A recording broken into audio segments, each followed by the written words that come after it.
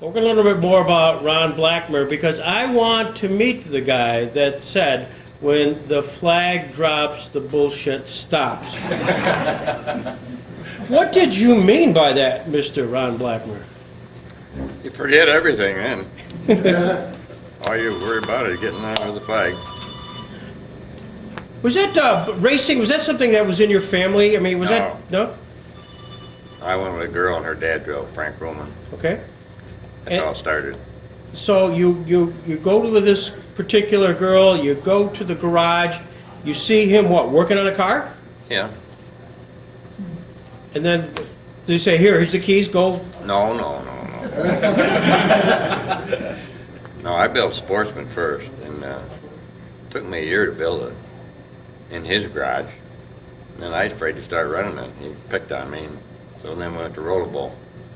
And of course, back them days, my car was light. And I was little, and it was really outclassing them cars. It wasn't me. Right. Tell me about Rollerball. You actually had some success there. Well, I got a third the first week, and then I won the championship the second week. I got $14, and some girl kissed me, and I got a trophy. $14. $14. And a girl kissed you. Oh yeah. And you're 19 years old. I think I was. Yeah. 18 maybe. Yeah. I don't know. That was last year of Rollerball, and was it a logical extension to go to State Line? Was that your next? Yeah. That's where the racing was, and it was at Skyline Right. until '56. Right. But it was different back then, though, I'm telling you. It's a lot of nights we only had 14, 13 cars in late model. And we had three of them, me and Frank, Right. Eddie and Heil and me. But it only paid $100 to begin with. On the film, we saw Heil Russell, we saw Eddie Kisco, we saw Ron Blackmer, we saw Frank Ruhlman, who sort of ruled a lot of the early State Line Speedway history. Tell me a little bit about your former father-in-law, Frank Ruhlman. What kind of guy was he? Well, I'm not sure when Frank started, but they used to run Shippensville, and late models then was the jalopies. This working? Yeah. And the late models didn't start until '55, but they all drove them old cars. I mean, that was the only thing they had then. Right. But he used to run Highland, Shippensville, Skyline, and there would be Emery and Squirt and McGinley and those guys, and Highland from Kane. And so Frank, what was the relationship then with Frank and how did they connect, and Eddie and those guys? Well, me and Frank went up the track with must have been 55 or 57 Chevy, and I wasn't driving it then, and Frank was going to drive it, and he went out and he won the heat, and I think he won the semi, but Heil blew up a car that Dean Layfield used to drive, 58 Chevy, and he begged Frank to let him drive the car, and I told Frank I want you to drive it, and he said, well, we're guaranteed our $100 we let Heil drive it. I said, you already won the heat in the semi. I said, you can win the feature, but he could let Heil drive it, and then he become our driver, but Frank could have done it. Mm-hmm. And Heil had a station in Kane? Is that, yeah, right on the corner there. And Eddie, how did he connect with the... Well, Heil and Eddie, they drove for Bud Rose years ago. He was in Bradford, Hudson dealer. Bud Rose, and Heil and Eddie both drove for him. And then we got him to drive for us, I guess. So there's three drivers. You're the young kid of the group. Yeah. And so every week you would have to prepare three cars. Yeah, we did. And Leonard used to get mad. Some nights we'd get first, second, third, and he said, you took all the money, but we were there for every night, too. Right. It was tough there to begin with. The 13, 14 late models show up. It was bad. Who was your hero? I mean, you're watching that. I mean, Bobby. Bobby? Why? Because he knew how to do it. Yeah. He ran inside, and he was good. Did he willingly give you tips at all, or did you have to No. just observe? I never knew Bob when he first started, and then when I started, I was just a kid, and it was hard for me to get in the crew. Because, them old guys like Sammy, they didn't like me. There you go. Yeah. He just left because of what you said. Nice.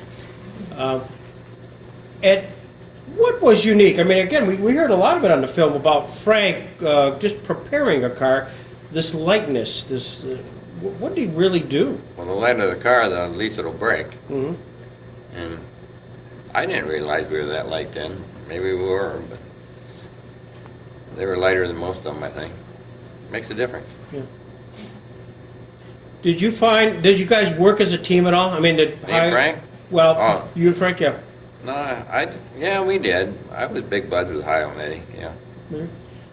So, but before a race or anything, I mean, you hear about it today in NASCAR, such and such team. The Frank Ruhlman team, did that exist, or just three guys racing against each other? No, hey, we didn't look out for one another. We beat each other, you know. Yeah. Like I said, when it drops, it's over. I heard you. Got a lot of laughs, and I saw your head go, like, I can't believe you put that on that film. Well, you did it. I I did do it, that's right. It was beautiful. You late model, and we asked a question on the film. We had the late models, you had the sort of the Sportsman's Cup car. And was that clearly the favorite? I mean, the Sportsman, you could place the To me? wheels? Yeah. Yeah. But that's when I started, and they were faster when we first come out with them. We just run 6 cylinders, but down at Dickie Bend, we had a race between the sprint cars and the late models and the Sportsman. And of course, the sprint cars beat us. He didn't beat me until the last lap, but the Sportsmen were way ahead of the late models. Who beat you? Henry Jacoby, number 4. Number 4. Turquoise. That's when I kind of followed him. Oh, did you really? Yeah, he was a good sprint driver. I don't know what happened to him. He must have quit early. Anybody, Randy, do you know Henry Jacoby? Just from the race that Ronnie's talking about down at the Warren Speedway. Yeah. He was fast. But he ran down at Tri-City. That's where I know him from. Yeah. He was from Franklin. Aside from when you sportsmen's, who was the competition for? I mean, I realize you were the top dog, but were there others that you kind of looked at least left and right over? I had it pretty well made for a long time. And Skip, my buddy, he was tough. And Pyler come along. He made me really pay attention. And there's a lot of them in sportsmen. Like that race that Kenny was talking, there was 87 cars. And me and Tom Dill and, I don't know, we were in the last row. And we were catching the cars, you know, the end, the flag, when they threw the flag, it was right back of me. Right. The lead cars right back of me. It was 3 abreast all the way around the track. Yeah. And I thought, man, if I ever get through this thing. But I made it. I had $100. Yeah. And back then, that was a lot of money. Well, yeah. More, I worked at Sylvania. I only made $39 a week. In 60. Was there a point where you decided that you didn't have to work and you could just race? Oh, yeah. Well, they kept wanting me to work overtime at Sylvania, and he told me it's either this job or your part-time job. I said, well, it looks like this is my part-time job, and I quit. Of course, I was kind of cocky then. A lot of weekends, I'd have $1,000 in my pocket. Yeah. And here, my check was only for $39. So I had to. They said I could come back if I wanted to. What was a normal week back then? I mean, you did how many nights did you race and where? Well, first we only had State Line, then they brought Erie. But we always tried to race 3 nights a week. It would be Wattsburg was good to me. I won a lot of races in Wattsburg. And we ran Smithford. We tried to get 3 nights in, but it was steady Saturday night and Sunday in Erie. Mm-hmm. But if you went to Conneaut, Leonard spanked you. If you went to Connie on Saturday night and then tried to run Sunday at Erie, he didn't like that. How would he spank you? Well, you didn't start where you're supposed to. Of course, I never ran Connie then. I always ran when we didn't run. Mm-hmm. But you had to run the 2-track. Of course, Leonard had the rules. You had to have the grill that was supposed to be in the car, and like Vern Finelli had this 61 Olds, and I never forget how many grills he bought for that thing. They were cast, and they'd break every night. The grill was $125. You only got paid $100, I think. But he had rules where we couldn't compete to go anywhere else. Mm-hmm. We were too heavy. You had to look like what you were supposed to be. Chevy had to look like a Chevy. And, well, today, I mean, NASCAR's trying to go back to so you know what you're looking at. Mm-hmm. And you can tell the Fords, the Toyotas, and the Chevys now. Right. But he had to have that car looking like it was supposed to. Well, he paid, well, it ended up $25 a year for a current car for 3 or 4 years there. Because everybody didn't have money to produce a new car. That 64 Chevelle was our first new car. We got bonus money for that, as I remember. So what was your relationship with Leonard and Don and Jerry? Good. Leonard and me were buddies all winter long, did everything together. Come summer, we didn't talk very much. But we used to sled together and everything. Of course, Jerry and Don, they always passed the buck. You know, you get an argument with Don or Jerry, and well, Leonard's running the show, you know, until Leonard, he'd always get the last word. But we had some good times, I'll tell you. Who was your crew? I mean, did you have a set of guys? Well, different when I started. I was the only, I did everything in my little car. And then after Frank quit, I drove for Punk and Bob. Punk and Bob had a second car, and I drove that. And then we had Jim Morrison and Punk Van Gilder and Carol Groves. And there was no crew, one mess with my crew. They were fighters. In fact, halftime my fault. They had the guy in the ground when I got in here. And I had to tell him, hey, you know, I'm the only one that knows what happened out there. Him and the other guy. And well, it looks different from the pit. You know, but a lot of times it was your own fault. Yeah. That they didn't see it. I remember one time, Squirt, after the race, he come over and, you're going to get yours. Well, Squirt always run the inside. So when I come along about 23rd lap, I'm on the outside, and he decides to go outside. So then I ducked it inside, and somehow I spun him out. And it was his fault, wasn't mine. He cut me right off. I couldn't have stopped. And he, after that, we were the best buds there ever were. He knew he was wrong, because stay inside, I'll run outside. That blocking, they do that today, and it's okay, but we didn't block back then. Mm-hmm. If you got hit in the ass, it was your fault, usually. Yeah. Did Tom Dale ever hit you in the ass? Many.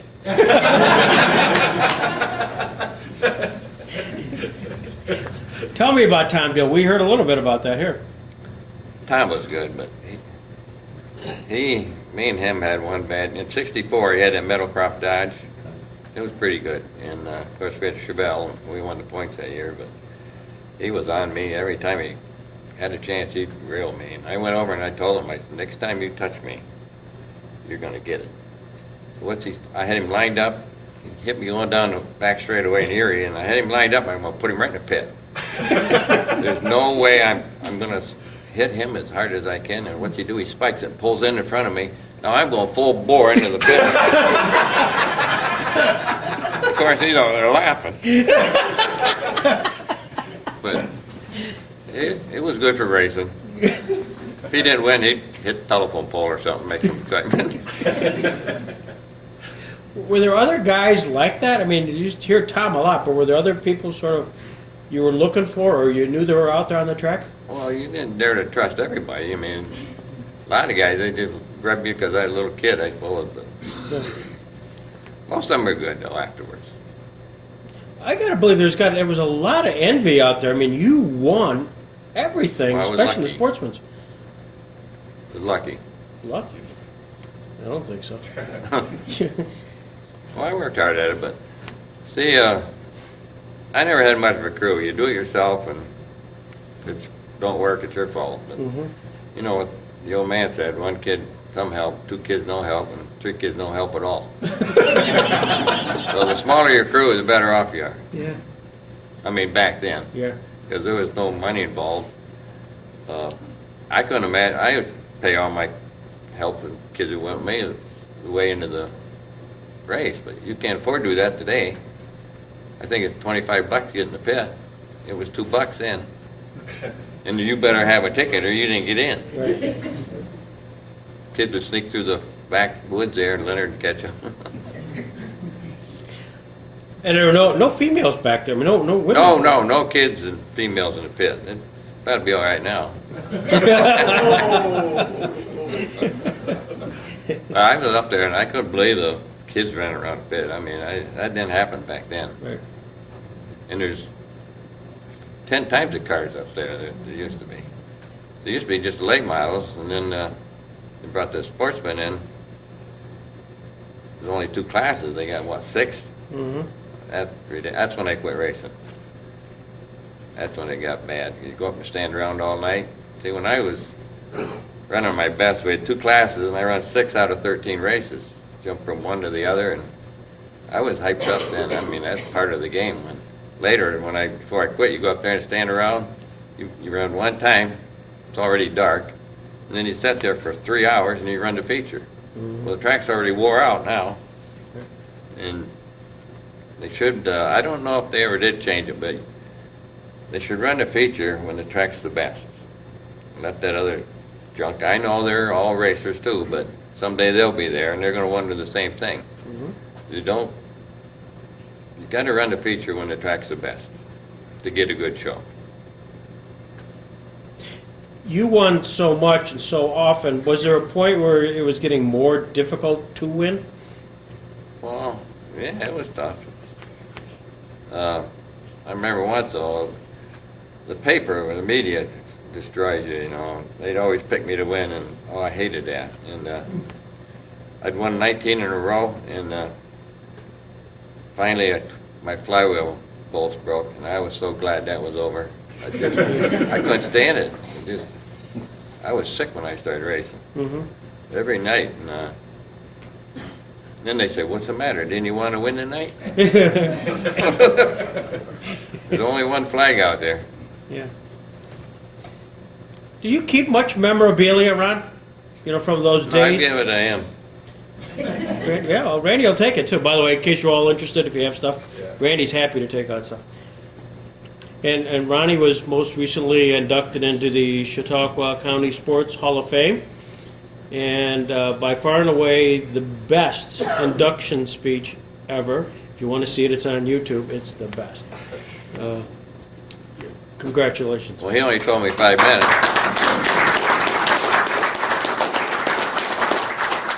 Appreciate that. He told me 5 minutes. That other guy got up for 45 minutes. It was bad. Yeah. When the day is done now, Ron, you reflect back and you got statistics, the likes of which nobody's had. In fact, your buddy Randy Anderson talks about the fact that this Youngsville, Pennsylvania native racked up 133 feature wins in the sportsman division, almost 3 times more than his closest competitor. Also won 4 sportsman championships at State Line, 6 at Erie's, along with 4 SE Circuit Sportsman's Championships, et cetera, including 62 second-place finishes and 26 third. Now the day is done. You watch the movie. What's the legacy of Ron Blackmer? What are you talking? I mean, you sit there. Your name is synonymous with State Line Speedway. Well, I grew up at the right time, and I was lucky. Yeah. Well, it's an incredible career, Ron. Thank you. Any sort of races and or opportunities lost, those things that you wished you could kind of maybe do all over again. Hard to believe with this kind of record, but sort of that missing opportunity. Is there I wish I'd have raced longer, but I had a business, and racing started to get where it's going to cost you a lot of money. And I never had a bought car, and you got to buy a car to be late. And my last late model was 3250. I mean, Power Meter had a tank, but I was running 3250 when them bought cars were 2,000, 2,100. Mm-hmm. And I had to either spend a lot of money or just forget it. And it was hard on women, and I thought I better forget it. And if you want to know more about that aspect, watch the YouTube. Questions anybody might want to have. This is your opportunity. You got Ron Blackmer, Sports Hall of Famer, Warren County Sports Hall of Fame, Chautauqua County Sports Hall of Fame.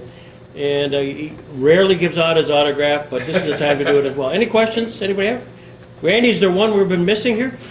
Ron, you really escaped injury, Well, except for maybe one time you got dinged up pretty good. that printer died. Talk about that night you got hurt pretty hard. Well, it was Dick Litz and Larry Parmenter. I was running second, and Pink Poodle there, they call him. Marty Rader was out front in that pink Ford. And Litz and Parmenter, they come together right in front of me, coming out of the second turn, and just dust. So they disappeared in the infield. I never lifted. Somehow they got back out there. Anyway, I rammed it full bore. And I was waiting. I didn't have the front roll bar padded yet. I tried to get up there, that roll bar, but I couldn't. But when you hit something, I guess your neck stretches like crazy. It opened my forehead here. And I was down for about 2 weeks. But at that time, I had Bobby drive my car. And he did good. But that was the only time I ever got hurt. Oh, I got my eyes blackened a few times. They went shut. And I remember up here, I had to tape them to keep them open. Oh, jeez. We still won, though. Did you ever get in a fight? Oh, many times. But I usually just let my crew take over. They seem to know more about it than I did. No, I was pretty calm. No big deal. Me and Sammy used to go around a little bit. Well, we've always heard about certain drivers who had sort of a quick hair trigger. The Finale brothers. Definitely. Yeah. And were there other ones you? Tom. Yeah. They were the. That's all you needed. Ron, did you have a favorite car over your career? Well, I won 102 features with that one Sportsman. Talk about that car. What was it? What did you have in it? It was a 37 Chevy, just 6-cylinder. I just ran stock. I did a lot of head work, but I mostly ran just stock Chevy 6. And that at 230, 235 it started, and then it was the 230s and 62 come out with the 292. Then I bought Bob's truck motor in 63. He had on a record and he didn't like it. He put a V8 in, and I bought that 292. And Fred Clark had already had one, and I had to have one because that thing would turn and good. One thing I did learn though, I never run slicks, and Rule come there with that. Rule Hansen? Yeah, with that car Fred's, and the tires were only that far apart in the back, great big tires. But I could beat him at State Line, Erie, Olean, anywhere, but we went to Tri-City. Ooh, he lapped me twice in 100 laps. And Rue come over and said, a little different down here, isn't it? Like, yeah. A little different. But that car would, when the racing wasn't that pretty, we used to go down to Tri-City, and I wrecked it bad down there. Guy got his wheels between mine, and I flipped, I don't know, a dozen times. I didn't realize until months later how bad my car was. broke the roll bars out of the frame, and here I'm still running it. It's got to be a real wreck. But it could still win, and I tried to build a new one, but never got it as good. But it don't pay to go to other people's track and try to get their money. Always ends up a bad deal. Other questions? If not, ladies and gentlemen, Ron Blackmer. Thank you.